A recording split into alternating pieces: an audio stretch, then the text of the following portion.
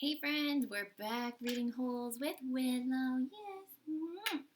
Right? Today's our first day of I Spy. Comment on our Google Classroom if you know what is different in our video today than normal. Alright, so we are starting part 2. It's called The Last Hole. So I'm not really sure what that means, but when we just ended last time, they were talking about kissing Kate Barlow.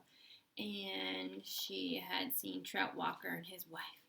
And they were kind of being mean to her. And they wanted to know where she had buried all her money. So I'm kind of wondering, does this have something to do with why the warden wants these kids digging holes? Does the warden think that there's some money somewhere? So, part 2, it starts on chapter 29, and it is on page 127. All right, thanks for following along with us. We love having you. So, there was a change in the weather, for the worse. The air became unbearably humid. Stanley was drenched in sweat. Beads of moisture ran down the handle of his shovel. It was almost as if the temperature had gotten so hot that the air itself was sweating. A loud boom of thunder echoed across the empty lake. A storm was way off to the west, beyond the mountains. Stanley could count more than 30 seconds between the flash of lightning and the clap of thunder. That was how far away the storm was. Sounds travel a great distance across a barren wasteland. Usually, Stanley couldn't see the mountains at this time of day. The only time they were visible was just at sunup, before the air became hazy. Now, however, the sky was very dark off to the west, and every time the lightning flashed, the dark shape of the mountains would briefly appear. "Come on, rain," shouted Armpit. "Blow this away. Maybe it'll rain so hard it will fill up the whole lake," said Squid. "We can go swimming." 40 days and 40 nights, said X-Rays. "Guess we better start building us an ark. Get 2 of each animal, right?" "Right," said Zigzag. 2 rattlesnakes, 2 scorpions, 2 yellow-spotted lizards. The humidity, or maybe the electricity in the air, had made Zigzag's head even more wild-looking. His frizzy blonde hair stuck almost straight out. The horizon lit up with a huge web of lightning. In that split second, Stanley thought he saw an unusual rock formation on top of one of the mountain peaks. The peak looked to him exactly like a giant fish, with the thumb sticking straight up. Then it was gone, and Stanley wasn't sure whether he'd seen it or not. "I found refuge on God's thumb." That was what his great-grandfather had supposedly said, after Kate Barlow had robbed him and left him stranded in the desert. No one ever knew what he meant by that. He was delirious when he said it. But how could he live for 3 weeks without food or water? Stanley had asked his father. "I don't know. I wasn't there," replied his father. "I wasn't born yet. My father wasn't born yet. My grandmother, your great-grandmother, was a nurse in the hospital where they treated him. He'd always talked about how she'd dab his forehead with a cool wet cloth. He said that's why he fell in love with her. He thought she was an angel." A real angel, he thought his father didn't know. What about after he got better? Did he ever say what he meant by God's thumb or how he survived? No, he just blamed it on his no-good, pig-stealing father. The storm moved on farther west, along with any hope of rain. But the image of the fist and the thumb remained in Stanley's head. Although, instead of lightning flashing behind the thumb, in Stanley's mind, the lightning was coming out of the thumb as if it were the thumb of God. Chapter 30. The next day was Zigzag's birthday. Or so he said. Zigzag lay in his cot as everyone headed outside. "I get to sleep in because it's my birthday." Then a little while later, he cut into the breakfast line just in front of Squid. Squid told him to get to the end of the line. "Hey, it's my birthday," Zigzag said, staying where he was. "It's not your birthday," said Magnet, who was standing behind Squid. "It's too," said Zigzag. "July 8th. Stanley was behind Magnet. He didn't know what day of the week it was, let alone the date. It could have been July 8th. But how would Zigzag know? He tried to figure out how long he'd been at Camp Green Lake. If indeed it was July 8th, I came here on May 24th, he said out loud. So that means I've been here 40 days, said Zero. Stanley was trying to remember how many days there were in May and June. He looked at Zero. He'd learned not to doubt him when it came to math. 46 days. It felt more like 1,000. He didn't dig a hole the first day, and he hadn't dug one yet. That meant he dug 44 holes, if it really was July 8th. Can I have an extra carton of juice? Zigzag asked Mr. Sir. It's my birthday. To everyone's surprise, Mr. Sir gave it to him. Stanley dug his shovel into the dirt. Hole number 45. The 45th hole is the hardest, he said to himself. But that really wasn't true, and he knew it. He was a lot stronger than when he first arrived. His body had adjusted somewhat to the heat and the harsh conditions. Mr. Sir was no longer depriving him of water. After having to get by on less water for a week or so, Stanley now felt like he had all the water he could want. Of course, it helped that Zero dug some of his hole for him each day, but that wasn't as great as everyone thought it was. He always felt awkward while Zero was digging his hole, unsure of what to do with himself. Usually he stood around a while before sitting off by himself on the hard ground with the sun beating down on him. It was better than digging, but not a lot better. When the sun came up a couple hours later, Stanley looked for the thumb of God. The mountains were little more than dark shadows on the horizon. He thought he could make out a spot where the top of the mountain seemed to jut upward, but it didn't seem impressive. A short time later, the mountains were no longer visible, hidden behind the glare of the sun, reflecting off the dirty air. It was possible, he realized, that he was somewhere near where Kate Barlow had robbed his great-grandfather.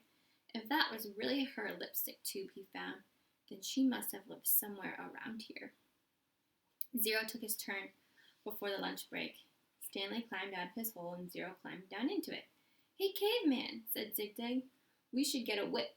Then if your slave doesn't dig fast enough, you can crack it across his back.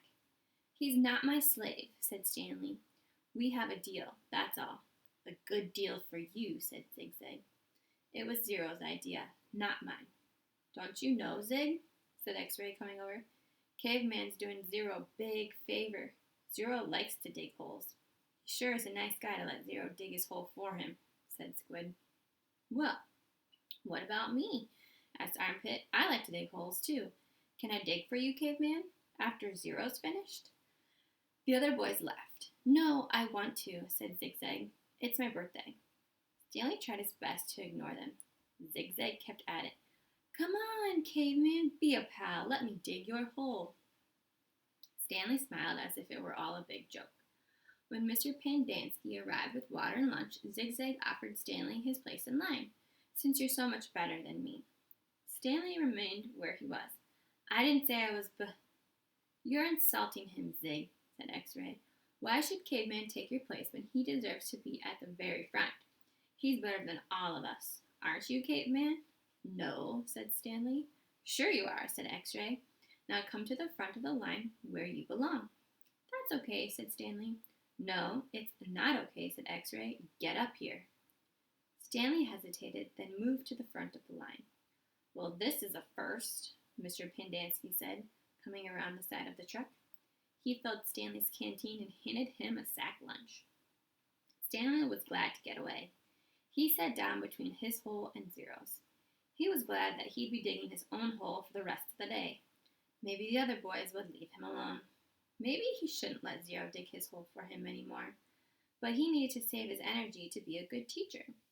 He bit into his sandwich, which contained some kind of meat and cheese mixture that came in a can.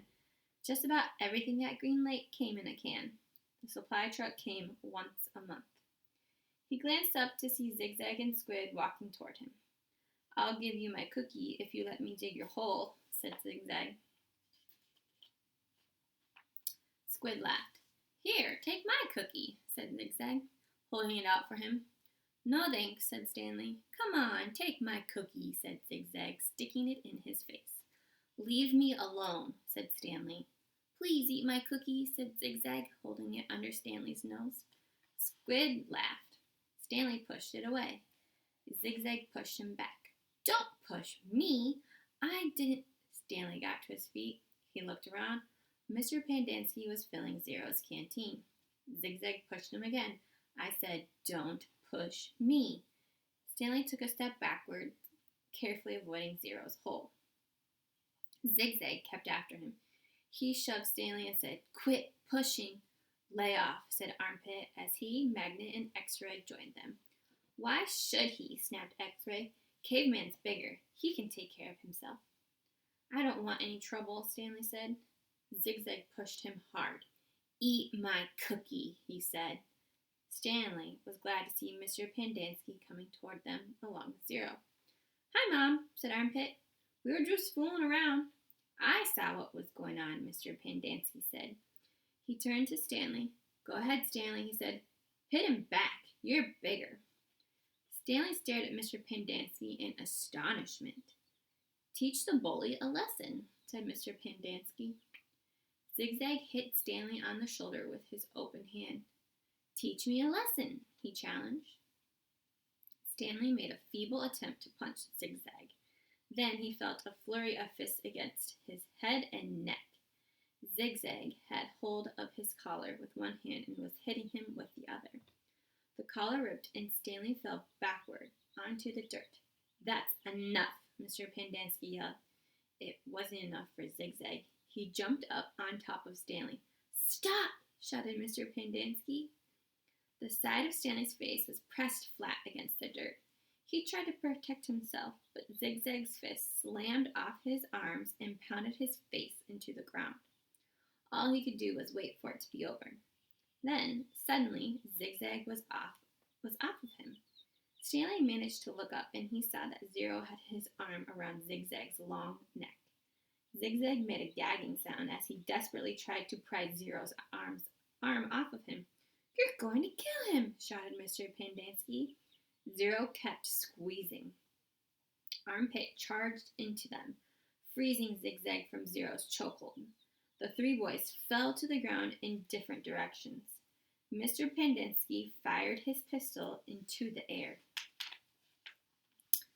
The other counselors came running from the office, the tents, or out on the lake.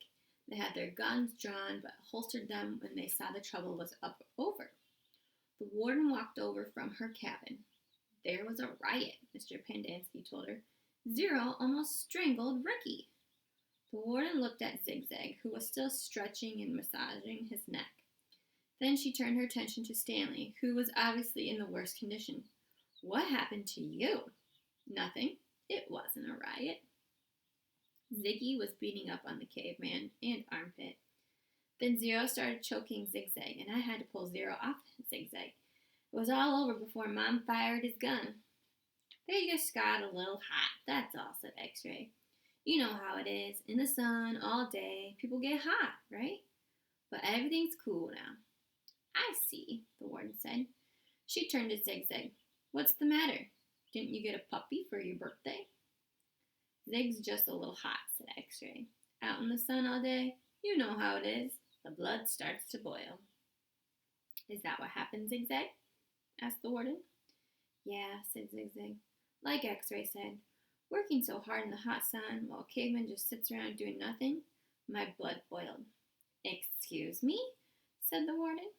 Caveman digs his holes just like everyone else. Zigzag shrugged. Sometimes. Excuse me? Zero's been digging part of Caveman's hole every day, said Squid. The warden looked from Squid to Stanley to Zero. I'm teaching him to read and write, said Stanley. It's sort of a trade. The hole still gets dug, so what does it matter who digs it? Excuse me, said the warden. Isn't it more important for him to learn to read? Stanley asked. Doesn't that build character more than digging holes? That's his character, said the warden. What about your character? Stanley raised and lowered one shoulder. The warden turned to Zero. Well, Zero, what have you learned so far? Zero said nothing. Have you just been digging Caveman's hole for nothing? The warden asked him. He likes to dig holes, said Mr. Pendanski. Tell me what you learned yesterday, said the warden. Surely you can remember that. 0 said nothing. Mr. Pendanski laughed. He picked up a shovel and said, "You might as well try to teach this shovel how to read. It's got more brains than 0.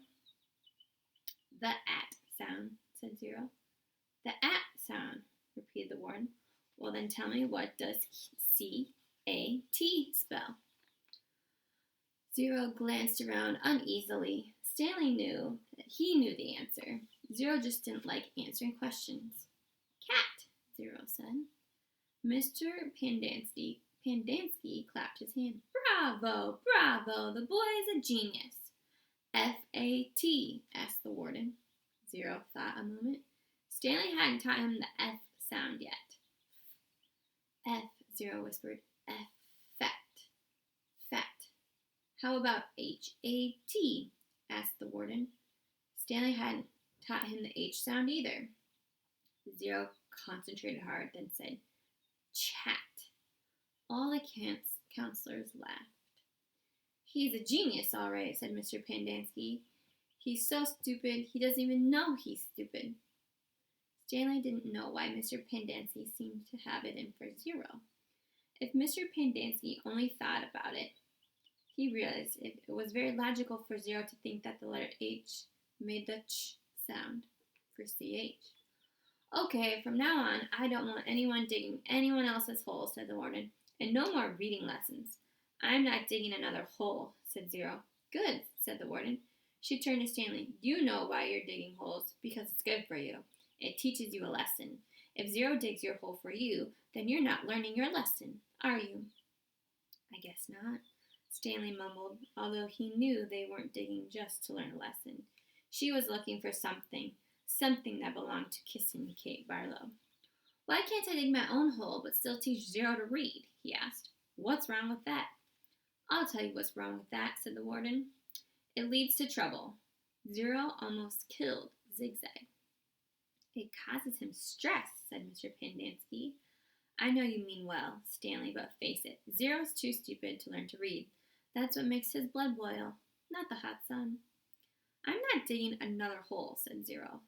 Mr. Pendanski handed him the shovel. "Here, take it, 0. It's all you'll ever be good for." 0 took the shovel. Then he swung it like a baseball bat. The metal blade smashed across Mr. Pendanski's face. His knees crumpled beneath him. He was unconscious before he hit the ground. The counselors all drew their guns. 0 held the shovel out in front of him as if he were going to try to bat away the bullets. "I hate digging holes," he said. Then he slowly backed away. "Don't shoot him," said the warden. "He can't go anywhere. The last thing we need is an investigation." 0 kept backing up, out past the cluster of holes the boys had been digging, then farther and farther out onto the lake. "He's going to have to come back for water," the warden said. Stanley noticed 0's canteen lying on the ground near his hole. A couple of the counselors helped Mr. Pendanski to his feet and into the truck. Stanley looked out towards 0, but he had disappeared into the haze. The warden ordered the counselors to take turns guarding the shower room and rec room all day and all night. They were not to let 0 drink any water. When he returned, he was to be brought directly to her. She examined her fingernails and said, "It's almost time for me to paint my nails again." Before she left, she told the 6 remaining members of Group D that she still expected 7 holes. Ooh, yikes. Oh no, I hope 0 is okay. It'll be interesting to find out where he goes and what he does, and if they ever find him and he sees the warden. All right, thanks for reading with me today, friends. Have a great rest of your day.